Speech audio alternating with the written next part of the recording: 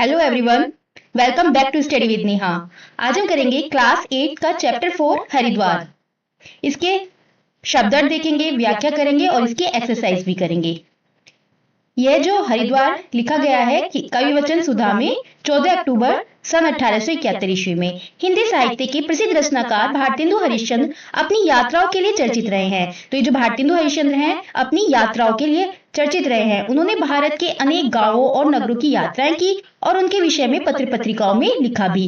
प्रकृति, इतिहास, संस्कृति और पुरातत्व का अध्ययन करने में यात्राओं से उन्हें बहुत सहायता मिली। वे मानते थे कि शिक्षा की पूर्ति पुस्तकों से ही नहीं, यात्राओं से भी होती है।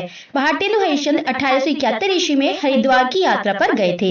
वे लिखते हैं, मेरा तो चित्त वहां जाते ही ऐसा प्रसन्न और निर्मल हुआ कि वर्णन के बाहर है। मतलब उनको वहां जाकर इतना अच्छा लगा कि वो उसका वर्णन भी नहीं कर सकते। हरिद्वार की प्रकृति, वहां के पर्वतों, पक्षियों, वृक्षों और कलकल बहती गंगा, वहां के घाटों, लोगों, दुकानों और गंगा तट के मनोरम दृश्यों को देखकर वे अति आनंदित हुए। इस पाठ में उन्होंने कविवचन सुधा पत्रिका के संपादक के नाम पत्र लिखते हुए अपनी उसी हरिद्वार यात्रा का रोचक वर्णन प्रस्तुत किया है। इस पत्र में प्रयुक्त हिंदी का स्वरूप लगभग 150 वर्ष पुराना है। तो यह पाठ प्रसिद्ध हिंदी लेखक भारतेंदु हरिश्चंद्र द्वारा लिखा गया है। वे सन 1871 में हरिद्वार की यात्रा पर गए थे। उन्होंने अपनी इस यात्रा का सुंदर वर्णन एक पत्र के रूप में कविवचन सुधा पत्रिका के संपादक को लिखा। इस पत्र में उन्होंने हरिद्वार की सुंदरता, गंगा नदी की पवित्रता, वहां की शांति, पर्वतों, वृक्षों, पक्षियों और तीर्थ स्थलों का बहुत ही भावपूर्ण वर्णन किया है। लेखक बताते हैं कि हरिद्वार जाकर उनका मन बहुत प्रसन्न और शांत हो गया। उन्होंने वहां स्नान, पूजा पाठ, गंगा किनारे भोजन और प्राकृतिक सौंदर्य का खूब आनंद लिया। उनके अनुसार हरिद्वार एक पवित्र और शांत जगह है जो भक्ति, ज्ञान और वैराग्य के लिए बहुत उपयुक्त है। यह पाठ हमें प्रकृति, धार्मिकता और भारतीय संस्कृति की सुंदर झलक देता है। तो पढ़ते हैं इस पाठ को। श्रीमान कविवचन सुधा, संपादक महामहिम मित्र वरिषु, मुझे हरिद्वार का समाचार लिखने में बड़ा आनंद होता है कि मैं उस पुण्य भूमि का वर्णन करता हूँ जहाँ प्रवेश करने से ही मन शुद्ध हो जाता है। यह भूमि तीन ओर से सुंदर हरे भरे पर्वतों से घिरी है, जिन पर्वतों पर अनेक प्रकार की वल्ली हरी भरी सज्जनों के शुभ मनोरथों की भांति फैलकर लहलहा रही है और बड़े बड़े वृक्ष भी ऐसे खड़े हैं मानो एक पैर से खड़े तपस्या करते हैं और साधुओं की भांति घाम क्या होता है, धूप, ओस और वर्षा अपने ऊपर सहते हैं। आहा, इनके जन्म भी धन्य है जिनसे अर्थी विमुख जाते ही नहीं। फल, फूल, गंध, छाया, पत्ते, छाल, बीज, लकड़ी और जड़। तो यहाँ पर देखिए आप, पुण्य भूमि, पुण्य भूमि क्या है? पवित्र स्थान। पुण्य भूमि पवित्र स्थान, जिसे हम धार्मिक स्थल भी बोल सकते हैं। वर्णन, विवरण देना। और वल्ली, वल्ली क्या होता है? बेल, लता। प्रस्तुत अंश में यहाँ पर लेखक भारतेंदु हरिश्चंद्र कविवचन सुधा पत्रिका के संपादक के नाम पत्र लिखते हुए हरिद्वार की सुंदरता का वर्णन कर रहे हैं। लेखक को हरिद्वार के बारे में लिखकर बहुत आनंद मिल रहा है क्योंकि यह एक ऐसी पवित्र जगह है जहां पहुंचते ही मन शुद्ध और शांत हो जाता है। यह जगह तीनों ओर से हरे भरे पहाड़ों से घिरी हुई है।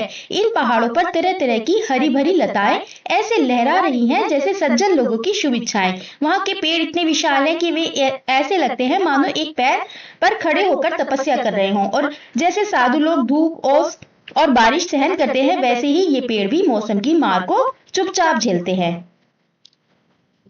ये देखते हैं इस पैराग्राफ से संबंधित शब्दार्थ।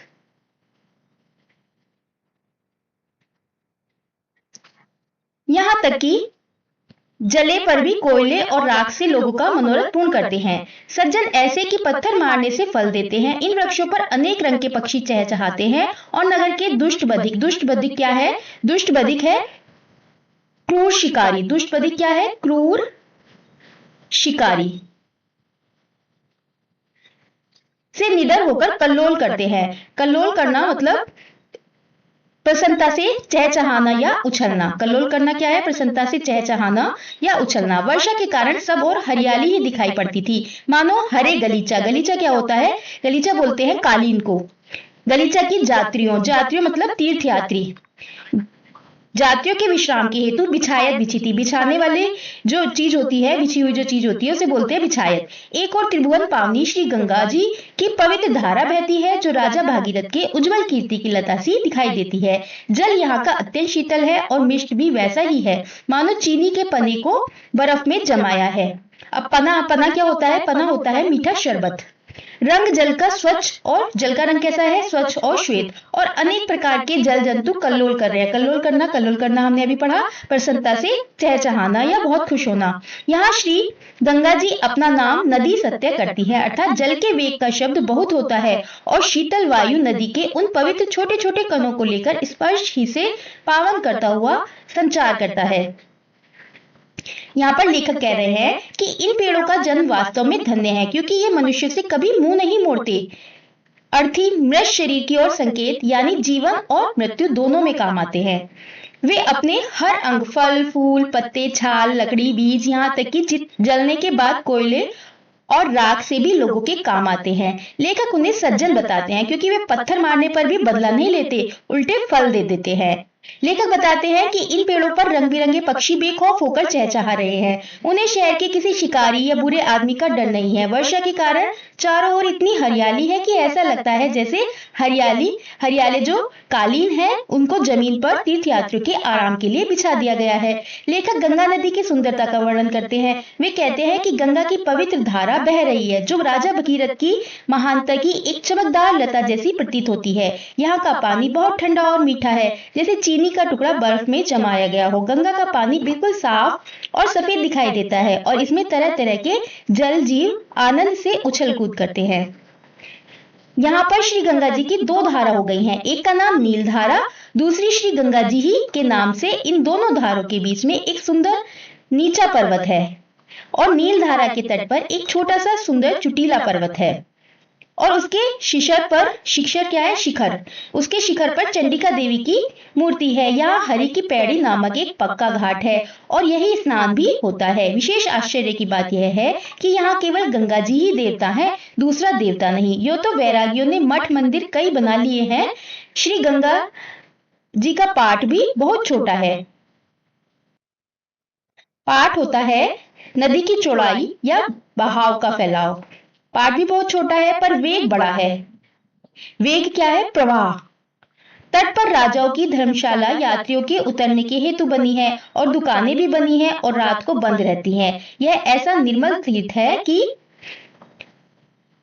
इस अंश में लेखक कह रहे हैं कि गंगा वाकई नदी नाम को सार्थक करती है, क्योंकि उनके जल का बहाव तेज है और उससे उठने वाली आवाज सुनाई देती है। ठंडी ठंडी हवा गंगा जल की पवित्र बूंदों को अपने साथ लेकर बहती है और जहां भी उनका स्पर्श होता है वह स्थान पवित्र हो जाता है।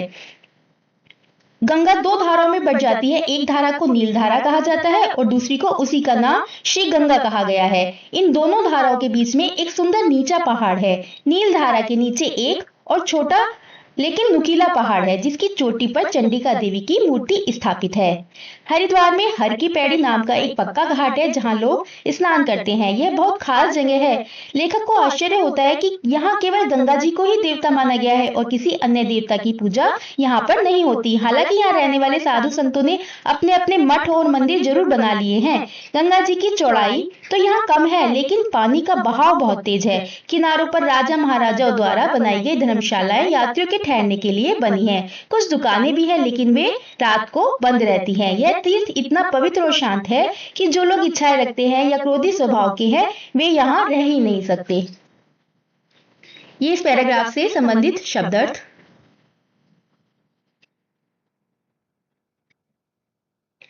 क्रोध की हानि जो मनुष्य है सो वहां रहते ही नहीं। पंडे, दुकानदार इत्यादि। कनखल हरिद्वार के पास एक प्रसिद्ध तीर्थ स्थान है।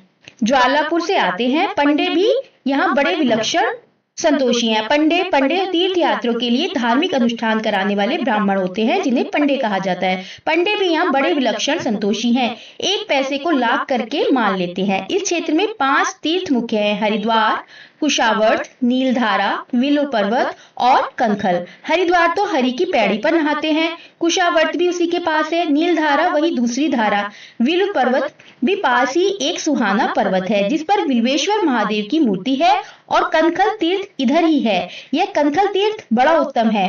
किसी काल में दक्ष ने यही यज्ञ किया था और यही सती ने शिवजी का अपमान न सहकर अपना शरीर भस्म कर दिया। यहाँ कुछ छोटे छोटे घर भी बने हैं। इस अंश में लेखक बता रहे हैं कि यहाँ के पंडे मतलब तीर्थ यात्रियों के लिए धार्मिक अनुष्ठान कराने वाले ब्राह्मण, तो यहाँ के जो पंडे हैं और दुकानदार कनखल और ज्वालापुर जैसे आसपास के स्थानों से आते हैं, वे बहुत ही संतोषी स्वभाव के होते हैं। थोड़ा सा भी दान या पैसे मिलने पर बहुत प्रसन्न हो जाते हैं। लेखक हरिद्वार क्षेत्र के 5 प्रमुख तीर्थ स्थानों का नाम भी बताते हैं, और वे तीर्थ स्थान है हरिद्वार, कुशावर्त, नीलधारा, विल्व पर्वत और कनखल। लेखक हर एक तीर्थ का संक्षिप्त वर्णन देते हैं। हरिद्वार जहाँ हरि की पैड़ी पर स्नान होता है, कुशावर्त हरि की पैड़ी के पास ही स्थित है, नीलधारा गंगा की दूसरी धारा का नाम है, विल्व पर्वत पास का एक सुंदर पहाड़ जहां भगवान शिव की विल्वेश्वर महादेव के रूप में मूर्ति है, कनखल बहुत ही पवित्र और प्रसिद्ध तीर्थ है जिसे लेखक बड़ा उत्तम कहते हैं जो यहीं स्थित है। ये इस पैराग्राफ से संबंधित शब्द अर्थ।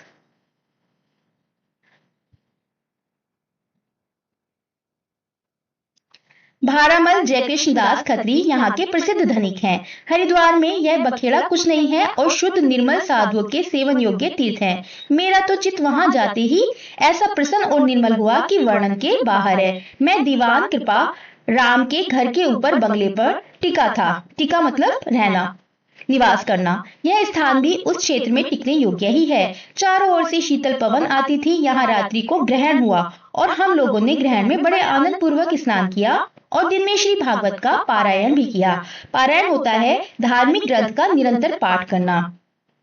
वैसे ही मेरे संग कल्लू जी मित्र भी परमानंदी थे। निदान इस उत्तम क्षेत्र में जितना समय बीता बड़े आनंद से बीता। एक दिन मैंने श्री गंगा जी के तट पर रसोई करके पत्थर ही पर जल के अत्यंत निकट परोसकर भोजन किया। जल के छल के पास ही ठंडे ठंडे आते थे। उस समय के पत्थर पर का भोजन का सुख सोने की थाल के भोजन से कहीं बढ़ के था।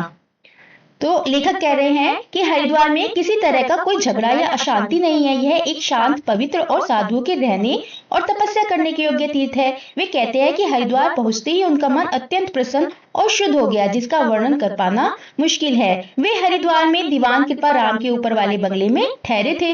वह जगह भी ठहरने के लिए बहुत सुंदर थी। चारों ओर से ठंडी और सुखद हवा आती थी। जिस रात वे वहां थे उस समय ग्रहण लगा था और उन्होंने उस अवसर पर गंगा में स्नान किया, जो धार्मिक दृष्टि से शुभ माना जाता है। दिन में उन्होंने श्रीमद् भागवत ग्रंथ का पाठ किया। उनके साथ उनके मित्र कल्लू जी भी बहुत आनंद में थे। लेखक बताते हैं कि एक दिन उन्होंने गंगा नदी के किनारे रसोई बनाकर भोजन तैयार किया। उन्होंने नदी के बहुत पास पत्थर पर ही भोजन परोसा और वहीं बैठकर भोजन किया। नदी का ठंडा पानी बार बार छलक कर पास आ रहा था, जिससे वातावरण बहुत शीतल और शांत हो गया था। चित्त में बारंबार, अब ये जो है इस पैराग्राफ से संबंधित शब्द अर्थ।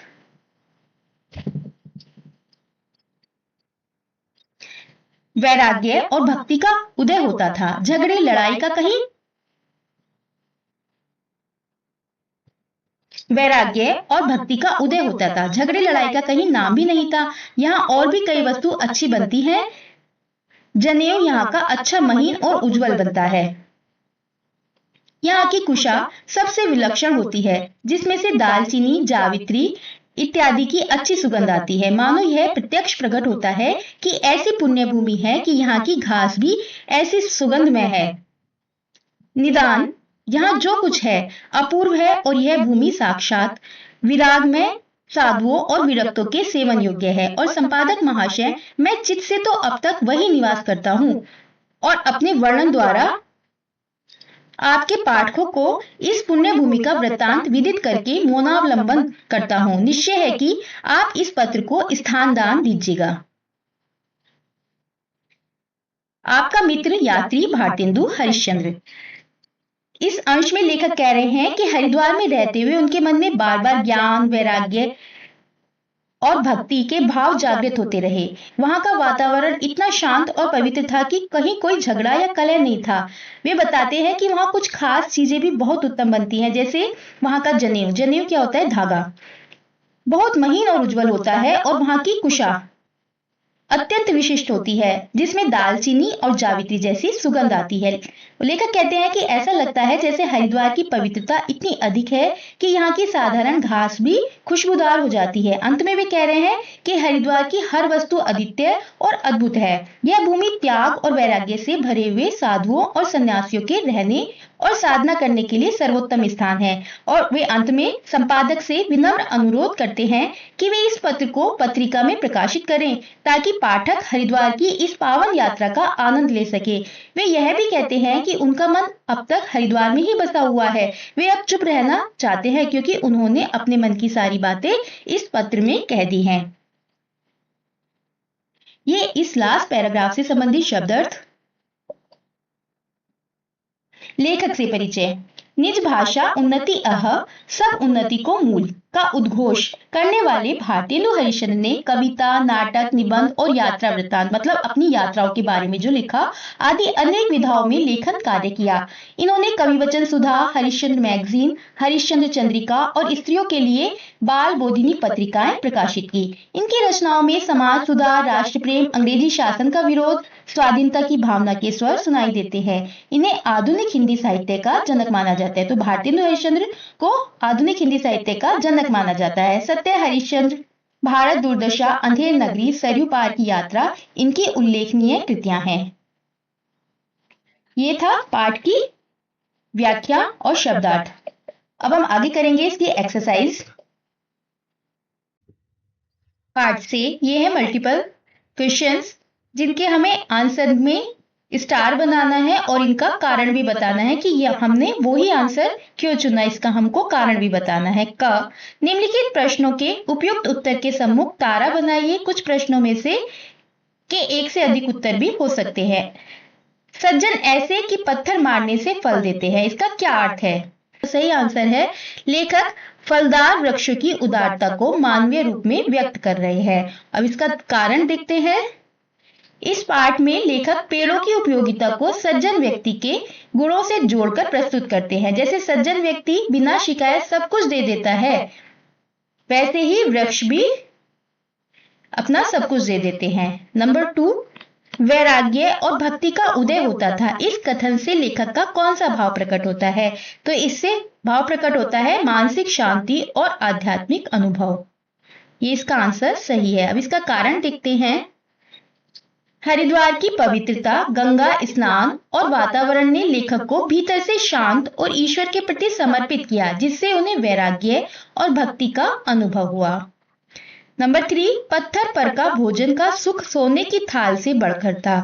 इस वाक्य का सर्वाधिक उपयुक्त निष्कर्ष क्या है? तो इसका उपयुक्त जो निष्कर्ष है वो है संतुष्टि में सुख होता है। अब इसका कारण देखते हैं। लेखक बता रहे हैं कि भोजन की परिस्थितियां, सादगी, गंगा किनारे, ठंडी हवा इतनी शांतिदायक थी कि साधारण भोजन भी अमूल्य अनुभव जैसा लगा। नंबर 4, एक दिन मैंने श्री गंगा जी के तट पर रसोई करके पत्थर पर जल के अत्यंत निकट परोसकर भोजन किया। यह प्रसंग किस मूल्य को बढ़ावा देता है? तो यह प्रसंग किस मूल्य को बढ़ावा देता है? यह सादगी और आत्मनिर्भरता को बढ़ावा देता है। इसका ये आंसर और ये स्वच्छता और प्रकृति प्रेम, ये दोनों आंसर सही है। और इसका कारण देखते हैं। यह वर्णन लेखक को की सादगी, आत्मनिर्भर जीवन शैली और प्रकृति के साथ तालमेल की भावना को दर्शाता है। नंबर 5, लेखक का हरिद्वार अनुभव मुख्यतः किस प्रकार का था? तो लेखक का हरिद्वार अनुभव कैसा था? आध्यात्मिक। का कारण देखते हैं। पत्र में वैराग्य, भक्ति, गंगा स्नान, शांति, तपस्या, धार्मिक स्थल आदि का जो वर्णन है वह आध्यात्मिक अनुभव को दर्शाता है।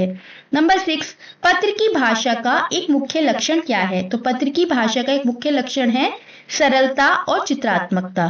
सरलता और चित्रात्मकता। इसका कारण, पत्र की भाषा भले ही 150 वर्ष पुरानी है, परंतु उसमें लेखक ने बहुत सुंदर और स्पष्ट चित्र खींचे हैं, जैसे हरे पर्वत, कलकल करती गंगा, पक्षियों की चहचहाहट आदि।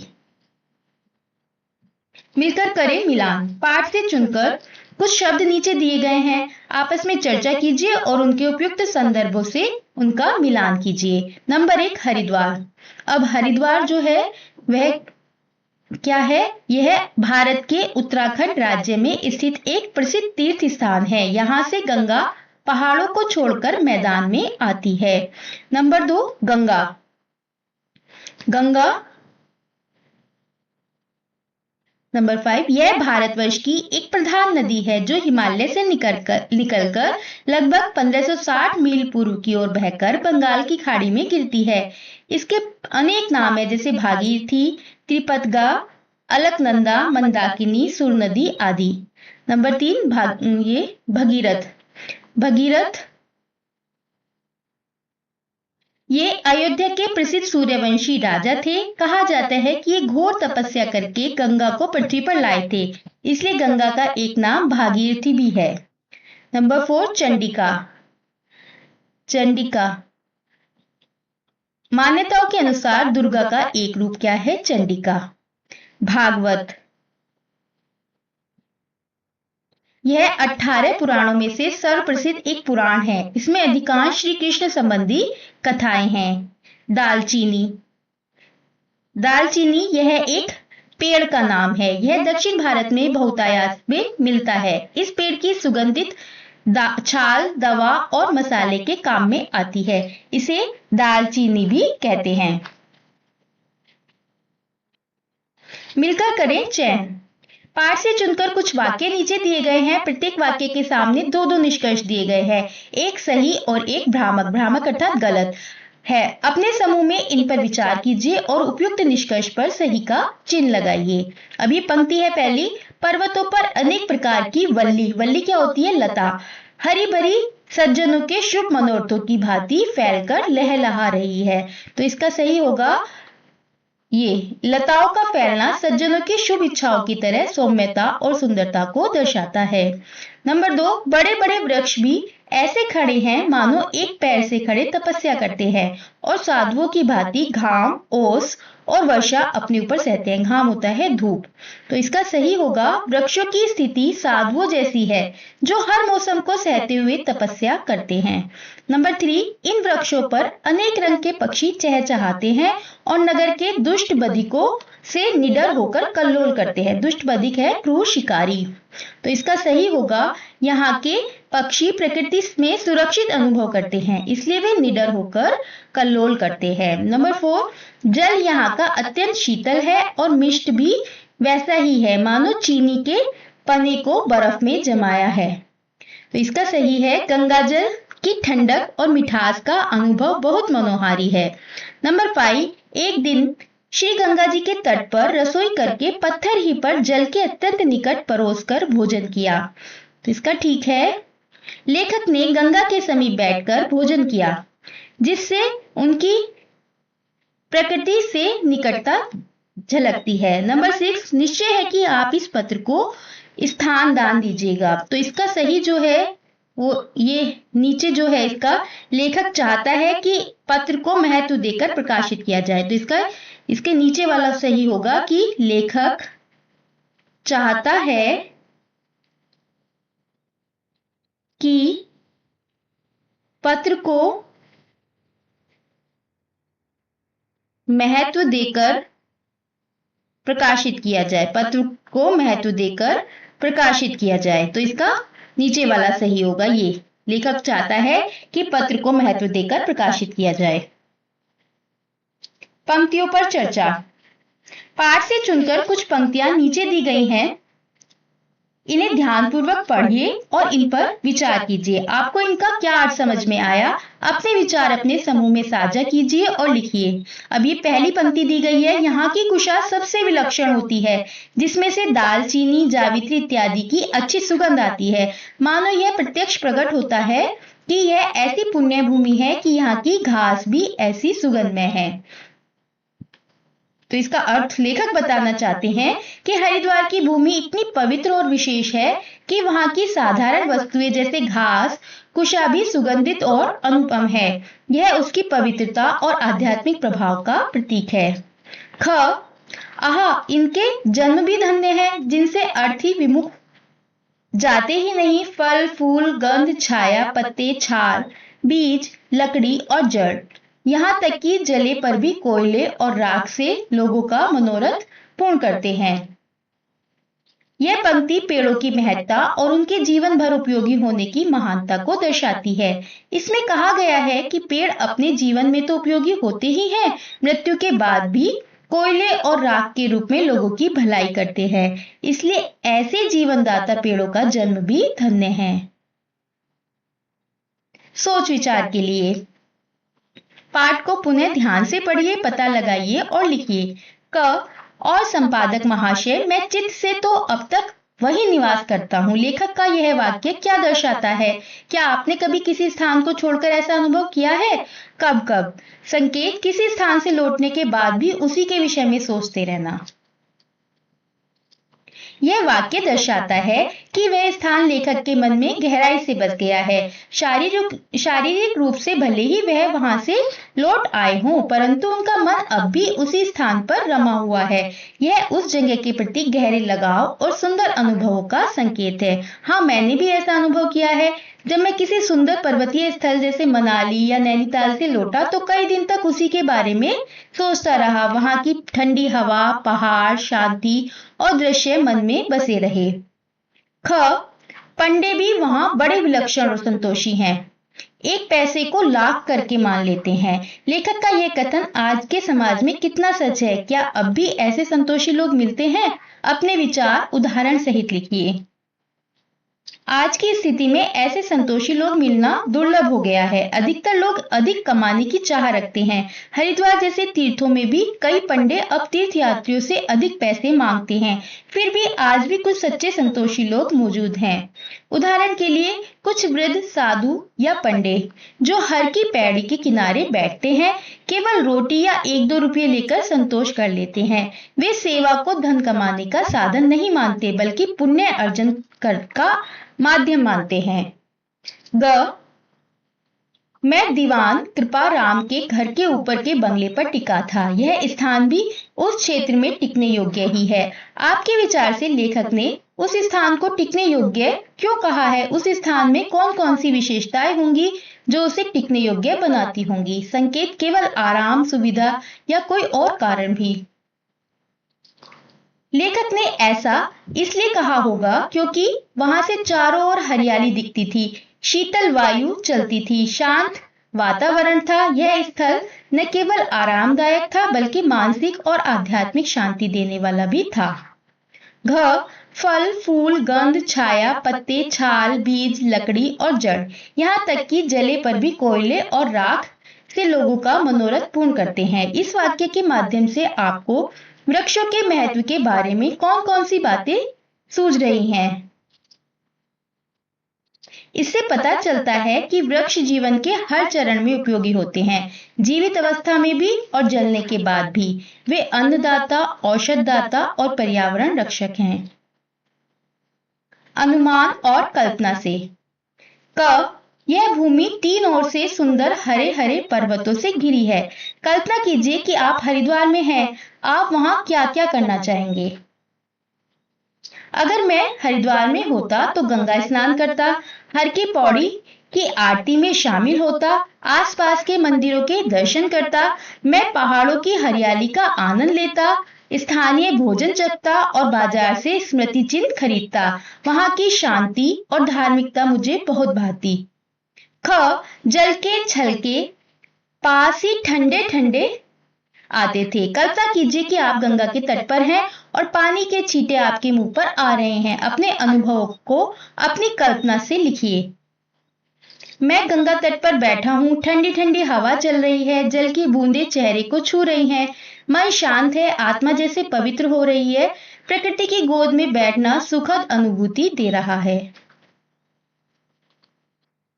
ग सज्जन ऐसे कि पत्थर मारने से फल देते हैं। यदि पेड़ पौधे सच में मनुष्य की तरह व्यवहार करने लगे तो क्या होगा? यदि पेड़ पौधे सच में मनुष्य की तरह व्यवहार करने लगे तो वे अपना स्वार्थ देखने लगेंगे और शायद तब बिना जरूरत फल, छाया या लकड़ी न दें। वे कटने पर विरोध कर सकते हैं और पत्थर मारने पर फल देने के बजाय नाराज हो सकते हैं। तब प्रकृति की निस्वार्थता खत्म हो जाएगी और मानव जीवन पर इसका नकारात्मक असर पड़ेगा। पेड़ों का मौन निस्वार्थ व्यवहार ही उन्हें महान बनाता है। यहाँ पर श्री गंगा जी की दो धारा हो गई हैं। एक का नाम नील धारा, दूसरी श्री गंगा जी ही के नाम से। इस पाठ में गंगा शब्द के साथ श्री और जी लगाया गया है। आपके अनुसार उन्होंने ऐसा क्यों किया होगा? श्री और जी सम्मान और श्रद्धा के सूचक हैं। लेखक ने गंगा को देवी के रूप में देखा है, इसलिए उन्होंने गंगा के लिए आदर सूचक शब्दों का प्रयोग किया है। अंगा, कल्पना कीजिए कि आप हरिद्वार एक श्रवण बाधित या दृष्टि बाधित व्यक्ति के साथ गए हैं। उसकी यात्रा को अच्छा बनाने के लिए कुछ सुझाव दीजिए। यदि मैं हरिद्वार एक श्रवण बाधित या दृष्टि बाधित, श्रवण बाधित होता है जो सुन नहीं सकता और दृष्टि बाधित जो देख नहीं सकता, ऐसे व्यक्ति के साथ जाऊं तो उसकी यात्रा को सुखद बनाने के लिए विशेष ध्यान रखूंगा। मैं उसे हर स्थान की जानकारी सरल भाषा में समझाऊंगा और जरूरत पड़ने पर संकेत भाषा या स्पर्श के माध्यम से संवाद करूंगा।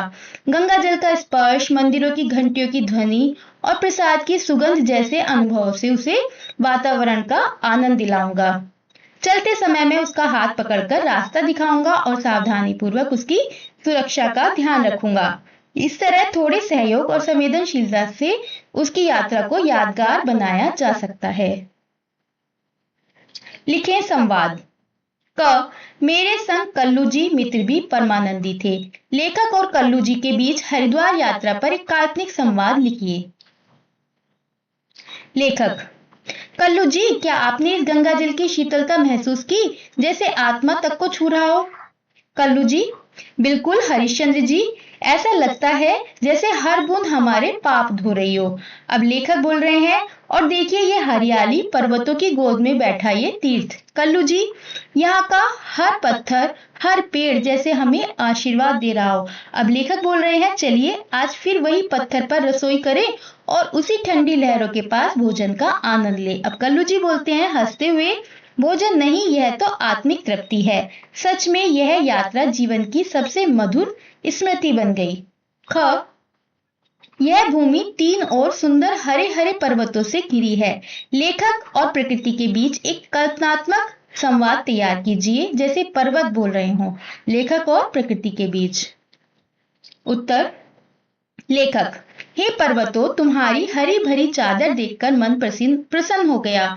अब पर्वत कल्पनात्मक स्वर में, धन्यवाद, हम सदा से तुम्हारे जैसे साधकों की प्रतीक्षा करते हैं। लेखक, तुम इतने शांत, स्थिर और सौंदर्य से भरपूर क्यों हो? पर्वत, क्योंकि हम सहना जानते हैं, वर्षा, धूप, ओस, बिना शिकायत जैसे सज्जन तपस्वी।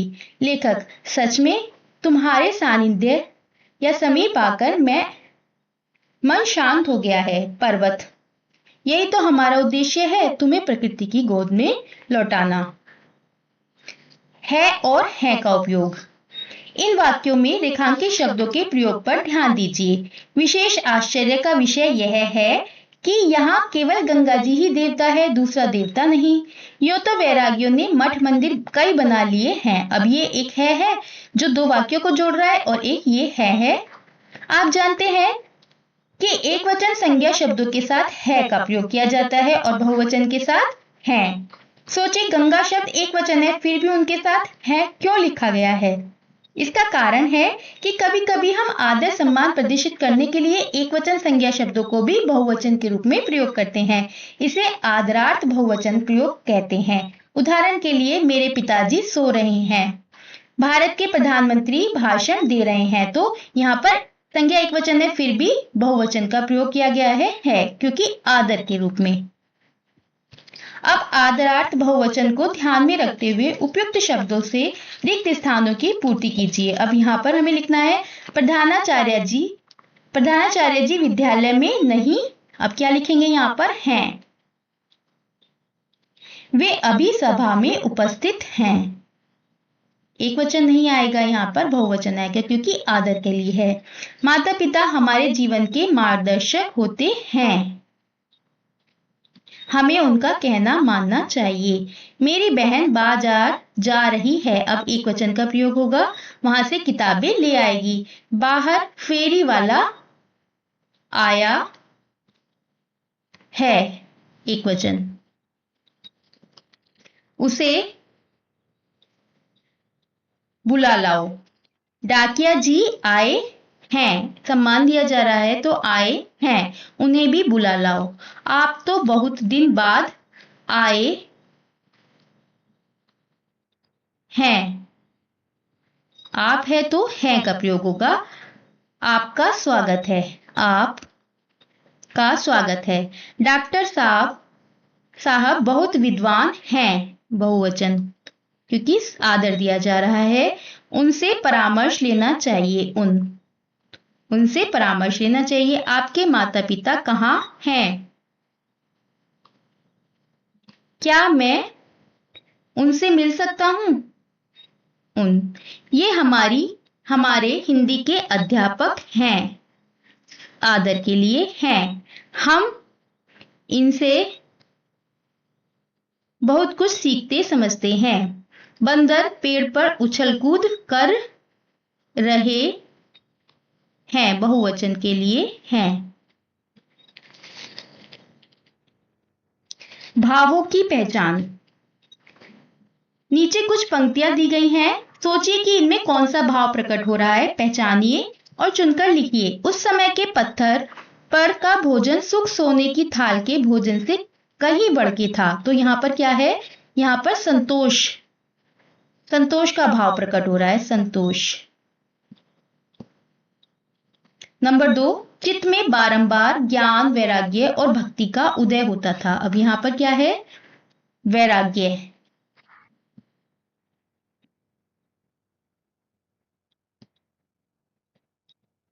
वैराग्य और उसके अलावा भक्ति और श्रद्धा। वैराग्य, भक्ति और श्रद्धा।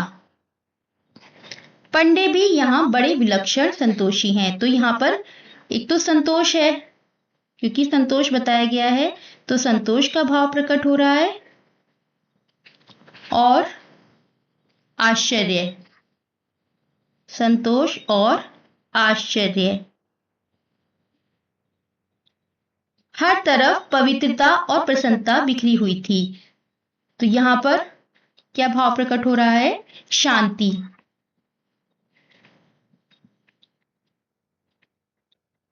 शांति, श्रद्धा भी, श्रद्धा और प्रेम। सज्जन ऐसे कि पत्थर मारने से फल देते हैं। पत्थर मारने से फल देते हैं, तो ये क्या है, परोपकार। परोपकार और परोपकार और करुणा।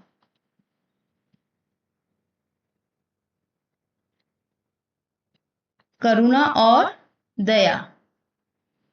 इस तरह से इन पंक्तियों में ये भाव प्रकट होते हैं। काल की पहचान। यहाँ हरि की पैड़ी नामक एक पक्का घाट है और यहीं स्नान भी होता है। आप जानते होंगे कि काल के 3 भेद हैं, भूतकाल, वर्तमान काल और भविष्य काल। भूतकाल जो बीत चुका, वर्तमान जो चल रहा है और भविष्य जो होने वाला है, आगे होगा। परस्पर चर्चा करके पता लगाइए कि ऊपर दिए गए वाक्य में कौन सा काल प्रदर्शित हो रहा है। सही पहचान आई, यह वाक्य क्या है, वर्तमान काल, क्योंकि स्नान भी होता है। तो ये कौन सा काल हो गया, वर्तमान काल। नीचे दी गई पाठ की इन पंक्तियों को पढ़कर बताइए, इनमें क्रिया कौन से काल को प्रदर्शित कर रही है। इन तीनों काल में से कौन से काल को प्रदर्शित कर रही है। निश्चय है कि आप इस पत्र को स्थान दान दीजिएगा। तो ये क्या है, दीजिएगा मतलब भविष्य काल, भविष्य की बात हो रही है, तो ये क्या हो गया है, भविष्य काल। यह भूमि 3 ओर सुंदर हरे हरे पर्वतों से घिरी है। यह है वर्तमान काल। क्योंकि अभी की बात हो रही है, घिरी है वर्तमान काल। वृक्ष ऐसे हैं कि पत्थर मारने से फल देते हैं, फल देते हैं, तो ये भी क्या है, वर्तमान काल। वर्तमान काल। चित्त में बारंबार ज्ञान, वैराग्य और भक्ति का उदय होता था तो ये भूतकाल की बात है, भूतकाल जो हो चुका, भूतकाल। उसके बाद मैं दीवान कृपा राम के घर के ऊपर के बंगले में टिका था तो ये भी क्या है, भूतकाल है ना, भूतकाल। उसके बाद ख, अब इन वाक्यों के काल को अन्य कालों में बदल कर लिखिए और नए वाक्य बनाइए। अब ये जो वाक्य हैं इनको दूसरे काल में नए वाक्य में बदलना है। पहला है, निश्चय है कि आप इस पत्र को स्थान दान दीजिएगा, तो ये क्या था, भविष्य काल। अब इसका हम क्या इसको बनाते हैं, एक तो निश्चय है आप इस पत्र को स्थान दान देते हैं, तो ये हो गया वर्तमान काल। निश्चय है आपने इस पत्र को स्थान दान दिया, ये हो गया भूतकाल। नंबर 2, यह भूमि 3 ओर से सुंदर हरे हरे पर्वतों से घिरी है, यह है वर्तमान काल। अब इसका हम बनाएंगे भूतकाल और भविष्य काल। यह भूमि 3 ओर सुंदर हरे हरे पर्वतों से घिरी थी, तो ये हो गया भूतकाल। यह भूमि 3 ओर सुंदर हरे हरे पर्वतों से घिरी होगी, ये हो गया भविष्य काल। वृक्ष ऐसे हैं कि पत्थर मारने से फल देते हैं, ये वर्तमान काल है, इसका बनाएंगे भूतकाल और भविष्य काल। वृक्ष ऐसे थे कि पत्थर मारने से फल देते थे, वृक्ष ऐसे होंगे कि पत्थर मारने से फल देंगे, ये हो गया भविष्य काल। चित्त में बारंबार ज्ञान, वैराग्य और भक्ति का उदय होता था तो भूतकाल। अब इसका बनाएंगे वर्तमान और भविष्य। चित्त में बारंबार ज्ञान, वैराग्य और भक्ति का उदय होता है, चित्त में बारंबार ज्ञान, वैराग्य और भक्ति का उदय होगा। मैं दीवान कृपा राम के घर के ऊपर के बंगले पर टिका था भूतकाल। इसका बनाएंगे वर्तमान और भविष्य। मैं दीवान कृपा राम के घर के ऊपर के बंगले पर टिकता हूं, तो ये हो गया वर्तमान काल। मैं दीवान कृपा राम के घर के ऊपर के बंगले पर टिकूंगा, तो ये हो गया भविष्य काल।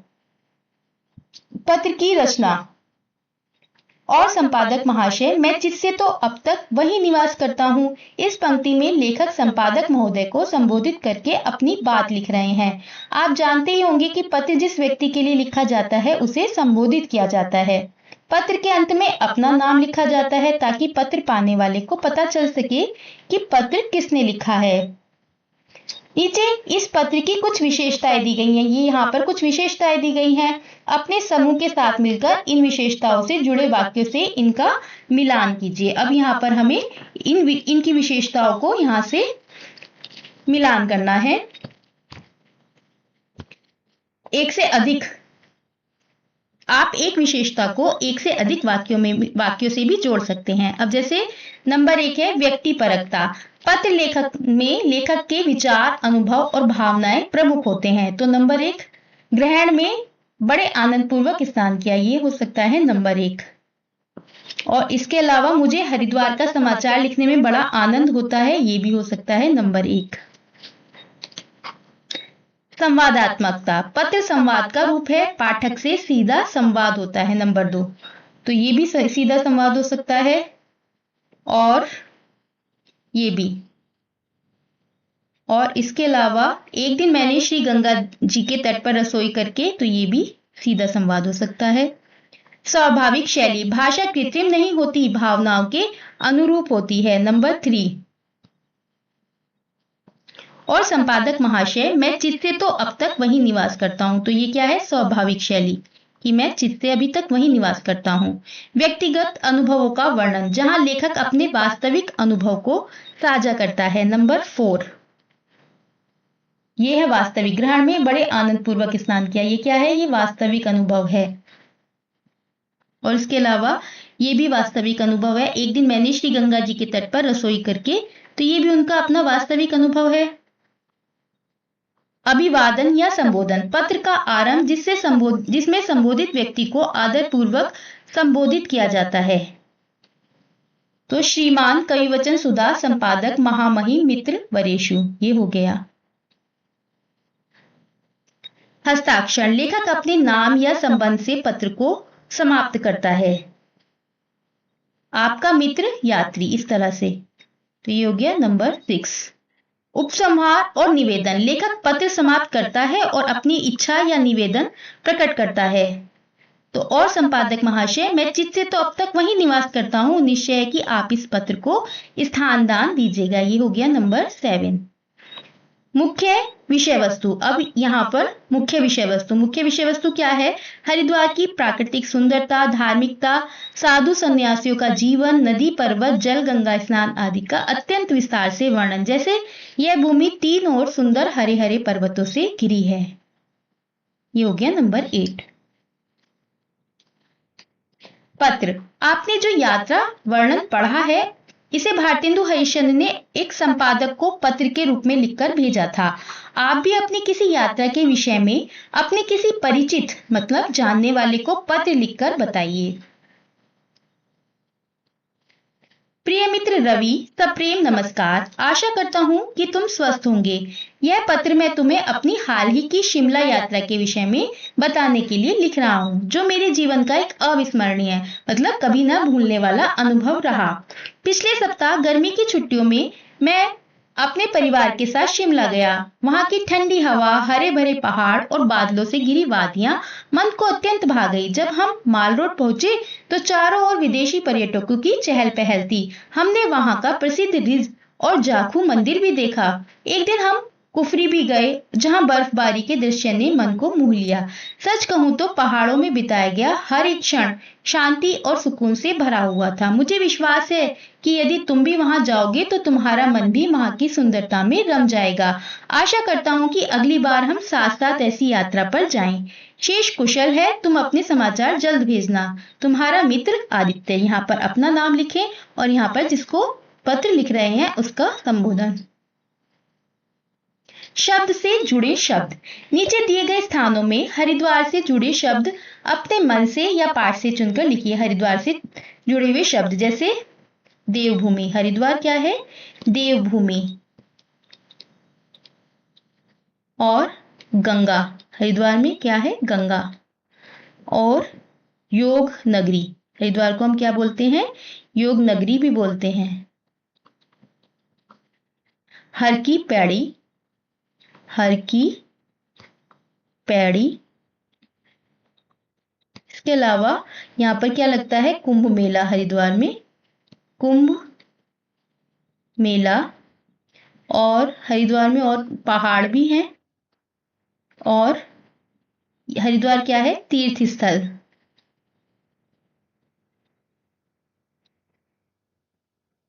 लेखन के अनोखे तरीके।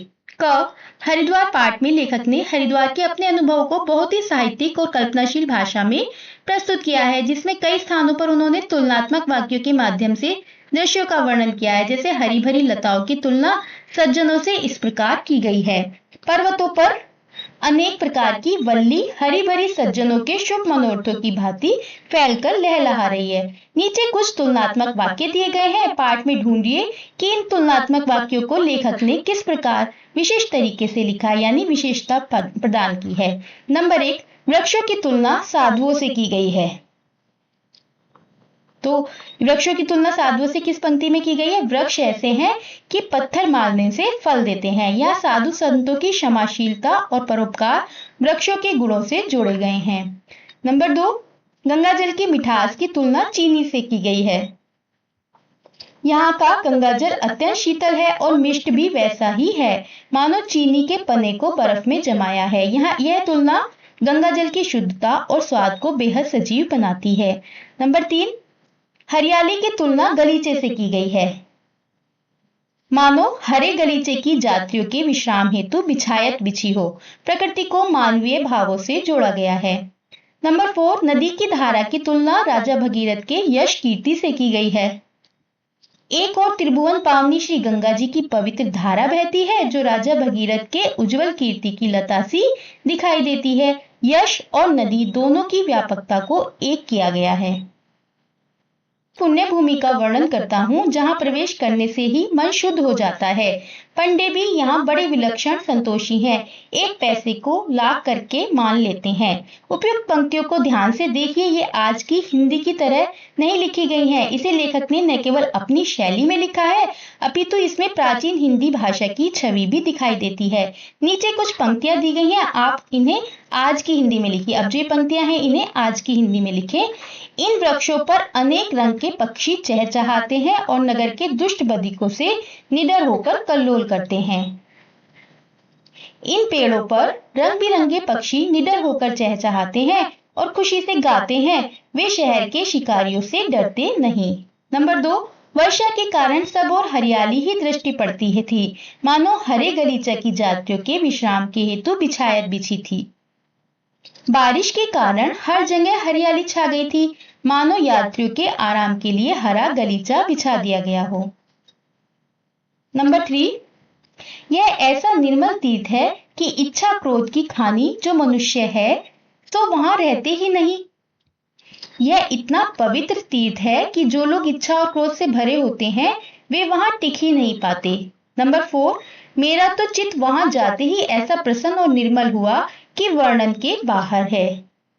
वहां पहुंचते ही मेरा मन इतना खुश और शांत हो गया कि उसे शब्दों में नहीं बताया जा सकता। नंबर 5, यहाँ रात्रि को ग्रहण हुआ और हम लोगों ने ग्रहण में बड़े आनंद पूर्वक स्नान किया और दिन में श्री भागवत का पारायण भी किया। यहाँ रात को ग्रहण लगा और हमने उस समय बहुत खुशी से स्नान किया और दिन में श्रीमद् भागवत का पाठ भी किया। नंबर 6, उस समय के पत्थर पर का भोजन का सुख सोने की थाल के भोजन से कहीं बढ़ के था। उस समय पत्थर पर बैठकर जो भोजन किया उसका आनंद सोने की थाली में खाने से कहीं अधिक था। नंबर 7, निश्चय है कि आप इस पत्र को स्थान दान दीजिएगा। कृपया आप इस पत्र को जरूर जगह दें।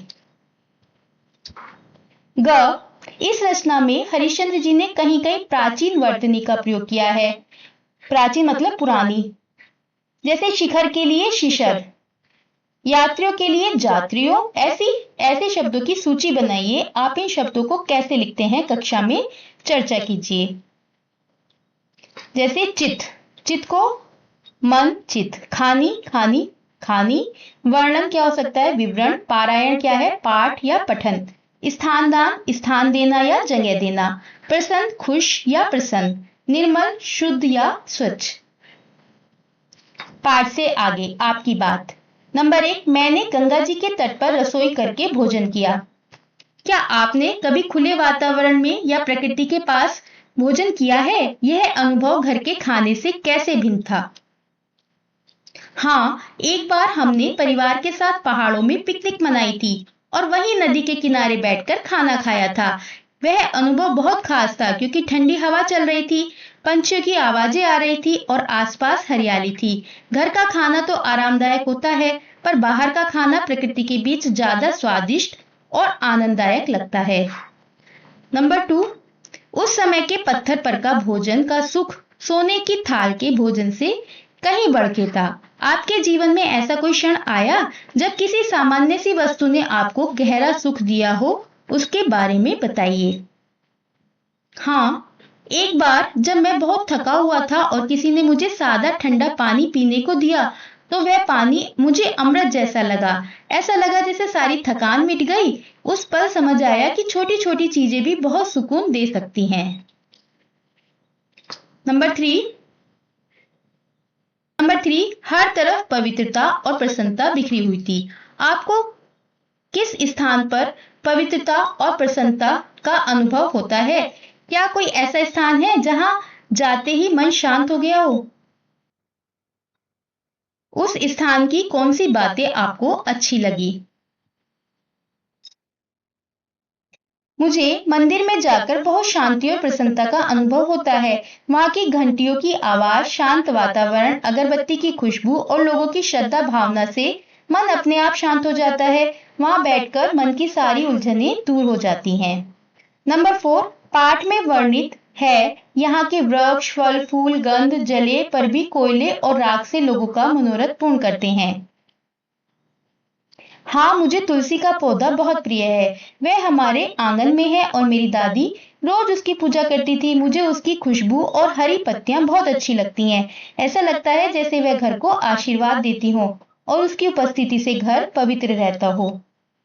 प्रकृति का सौंदर्य और संरक्षण। यह भूमि तीन और सुंदर हरे हरे पर्वतों से घिरी है। आपने पत्र में पढ़ा कि हरिद्वार का प्राकृतिक सौंदर्य अद्भुत है। इस सौंदर्य को बनाए रखने में प्रत्येक मानव की महत्वपूर्ण भूमिका है। इस विषय में अपने समूह में चर्चा कीजिए। इसके बाद अपने समूह के साथ मिलकर तीर्थ ही नहीं पृथ्वी भी पावन हो विषय पर जन जागरूकता पोस्टर बनाइए। प्राकृतिक सौंदर्य को बनाए रखने में मानव की भूमिका। हरिद्वार जैसी तीर्थ स्थली को साफ और सुंदर बनाए रखना हर यात्री का कर्तव्य है।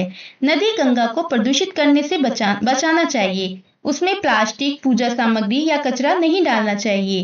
प्राकृतिक हरे भरे पर्वतों और जंगलों को बचाने के लिए पेड़ नहीं काटने चाहिए। तीर्थ यात्रा पर जाते समय पर्यावरण के प्रति सजग रहना चाहिए।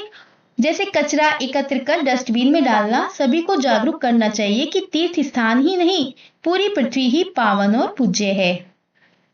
जन जागरूकता पोस्टर। पोस्टर का शीर्षक तीर्थ ही नहीं पृथ्वी भी पावन हो। मुख्य नारे। हर जगह तीर्थ समान है जहां स्वच्छता और प्रकृति का सम्मान है। पेड़ लगाओ, जीवन बचाओ। कूड़ा वहां यहाँ नहीं, डस्टबिन में डालो। धार्मिक स्थलों की तरह पूरी धरती को समझो पवित्र। स्वास्थ्य और योग। चित्त में बारंबार ज्ञान, वैराग्य और भक्ति का उदय होता था। अनेक लोग आज भी मन की शांति, स्वास्थ्य लाभ और भक्ति के लिए तीर्थ और पर्वतीय स्थानों की यात्रा करते हैं। मन की शांति और स्वास्थ्य के लिए हमारे देश में हजारों वर्षों से योग भी किया जाता रहा है। 5 मिनट ध्यान लगाकर या मौन बैठकर अपने आसपास की ध्वनियों को सुनिए। अपनी श्वास पर ध्यान दीजिए तथा ध्यान को केंद्रित करने का प्रयास कीजिए। इस अनुभव के विषय में एक अनुच्छेद लिखिए।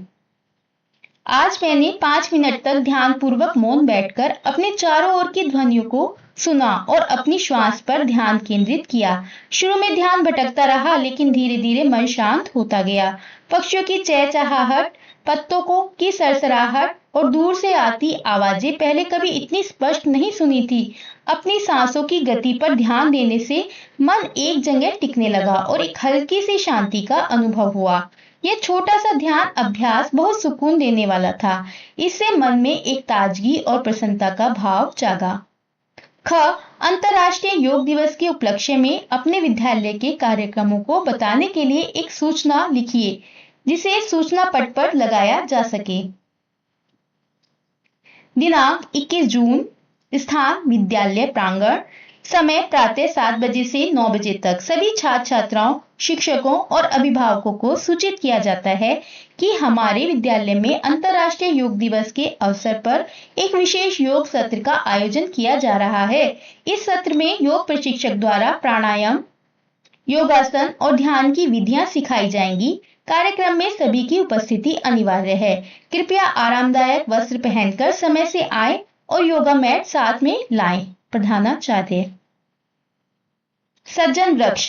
सज्जन ऐसे कि पत्थर मारने से फल देते हैं। आप जानते ही हैं कि पेड़ पौधे हमारे जीवन के लिए अत्यंत आवश्यक हैं, किंतु हमारे ही कार्यों के कारण वे कम होते जा रहे हैं। आइए पेड़ पौधों को अपना मित्र बनाएं। एक पौधा लगाइए और उसकी देखभाल कीजिए ताकि वह कुछ वर्षों में बड़ा पेड़ बन सके। उसे एक नाम दीजिए और उसका मित्र बनिए। मैंने अपने घर के पास खाली जमीन पर अमरूद का एक पौधा लगाया है। मैंने उसका नाम गुड्डू रखा है। गुड्डू अब मेरा हरा भरा मित्र बन गया है। मैं हर रोज उसे पानी देता हूँ, उसके पास बैठकर बातें करता हूँ और उसकी बढ़ती हुई पत्तियों को देखता हूँ। मेरा सपना है कि कुछ वर्षों में गुड्डू बड़ा पेड़ बन जाए और बहुत सारे मीठे अमरूद दे। उसके बारे में अपनी दैनंदिनी में नियमित रूप से लिखिए।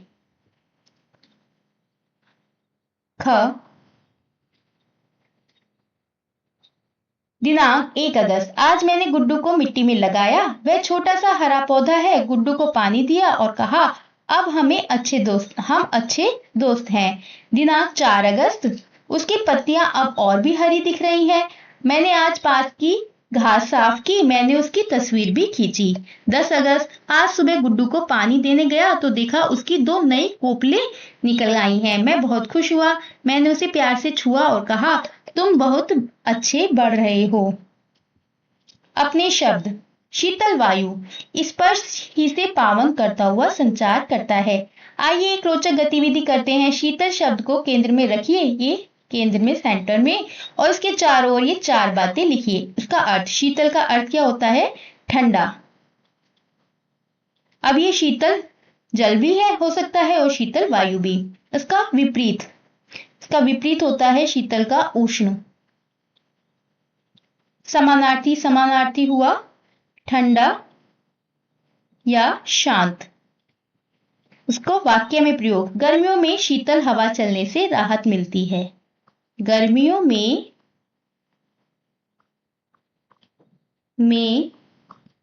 शीतल हवा चलने से राहत मिलती है। यात्रा के व्यय की गणना। इस पत्र में आपने हरिद्वार की एक यात्रा का वर्णन पढ़ा है। मान लीजिए कि आपको अपने मित्रों या अभिभावकों के साथ अपनी रुचि के किसी स्थान की यात्रा करनी है। उस स्थान को ध्यान में रखते हुए निम्नलिखित प्रश्नों के उत्तर दीजिए। क, मान लीजिए कि यात्रा के लिए आपको 1000 रुपए दिए गए हैं। यात्रा, खाना आदि सब मिलाकर एक व्यय विवरण बनाइए। 1000 के बजट में यात्रा व्यय विवरण। बस यात्रा आना जाना 300 रुपए, भोजन 200 रुपए, पानी और नाश्ता 100 रुपए, प्रवेश टिकट 100 रुपए, स्मृति चिन्ह 200 रुपए, तो कुल कितना खर्च हुआ? 900 रुपए। 100 रुपए बचाकर रखे हैं ताकि आकस्मिक जरूरत पर काम आ सके।